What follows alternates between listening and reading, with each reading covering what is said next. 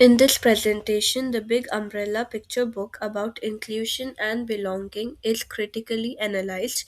The umbrella is used as a symbol of a common ground where everyone can enter. This review is informed by intersectionality, which explains how intersecting identities influenced lived experiences as described by Crenshaw in 2021. It also draws on anti bias education, which promotes equity and challenges discrimination in early childhood settings as discussed by Derman Sparks and colleagues in 2020.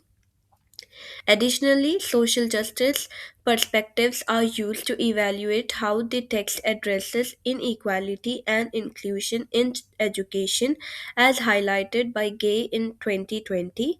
The presentation also considers children's literature as a way of promoting inclusive values and helping children understand diversity and inclusion from an early age. Finally, it emphasized the importance of critically examining how such text reflects social realities and the role of teachers in shaping children's perception of inclusion. Diversity in the big umbrella is represented through inclusive imaginary, which people of different sizes, appearances, and abilities are shown. This helps create a sense of belonging and acceptance. However, the lack of clear culture markers such as race, language, or socio-economic background limits the depth of representation. According to Botelou and Rudman, the authentic and visible cultural identity is important in supporting children's understanding. Without the specificity, inclusion may remain symbolic rather than meaningful, and children may miss opportunities to engage with real culture diversity. This highlights the importance of culturally responsive literature in early childhood education. As a result, the text may not fully support cultural awareness as children are not sufficiently exposed to varied by authentic cultural identities through the narrative. Stereotypes are not used in the book, and the environment is presented as friendly to everyone, where all individuals are treated equally. This aligns with inclusive values in early childhood education. However, the lack of discussion around prejudice or discrimination limits opportunities for deeper critical understanding. It has been suggested that being a silent can actually reinforce existing inequalities by not challenging them, as noted by Kumashiro in 2020. Even at a young age, children are able to recognize differences and concepts of fairness, and these should be reflected and supported in children's literature. The text also risks oversimplifying the concept of inclusion, as it does not address issues of power and inequality in depth. As a result, children may miss opportunities to develop a deeper understanding of justice and fairness, and the narrative may limit exposure to real life experiences of discrimination and exclusion.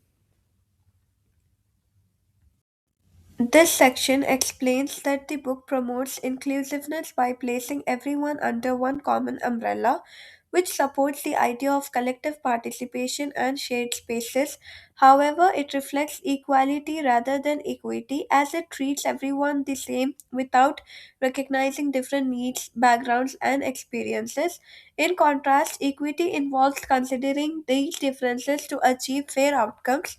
According to UNESCO 2021, inclusive education should account for variation in access and ability. The text does not fully acknowledge these differences, which simplifies inclusion and limits its effectiveness in promoting equity. This suggests that greater support from educators is needed to ensure inclusive practices are meaningful. Without this, children may develop a narrow understanding of fairness and justice. The book is also strength based as it portrays individuals in a positive light and emphasizes belonging rather than limitation. This supports the development of children's identity. Strength based practice focuses on children's capabilities and encourages positive interaction, as noted by McKesson 2020. However, the text does not adequately acknowledge systematic inequalities that affect individuals differently. It is important that strength based perspective also consider issues of power and marginalization to provide a more realistic understanding of inclusion as highlighted by Gay 2020. Without this consideration, inclusion becomes somewhat idealized. This limits the text's ability to reflect real world challenges faced by diverse groups and reduce opportunities to critically examine marginalization and inequality.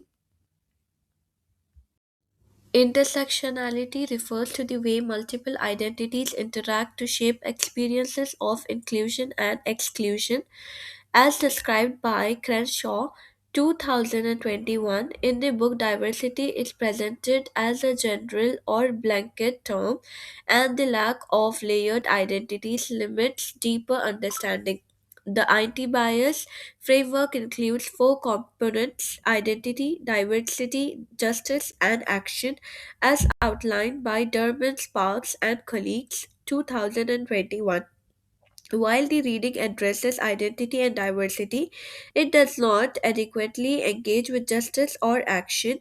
In social justice education, it is essential to recognize power structures and inequality in society as highlighted by Kumashiro 2020. The absence of these elements restricts the book's ability to build critical awareness. Therefore, educators need to go beyond the text to support deeper exploration of equity and justice in early learning, highlighting the importance of applying theory in classroom practice. Inclusive teaching can be supported through the book as it promotes conversation around belonging and fairness. Teachers can use questioning techniques to help children think more deeply about inclusion. This aligns with the early years learning framework outcomes relating to identity and community, as noted by Esequa 2022, and supports inclusive practices in early childhood settings. However, simply reading the book can remain superficial unless it is critically engaged with. Research shows that culturally responsive pedagogy is essential for addressing diversity and inclusion as highlighted by Gay 2020. Therefore, teachers play a key role in extending learning beyond basic acceptance, helping children develop a deeper understanding of diversity and equity while also fostering critical thinking in early childhood. The book is well written and conveys a clear message of belonging and inclusion, which makes it engaging and easy for young children to understand. However, it presents a rather simplistic view of diversity and lacks cultural richness and detail. It also does not address real world challenges such as inequality or discrimination. Inclusive literature should reflect the realities of diversity and social complexity, as noted by Waterloo and Rudman 2020.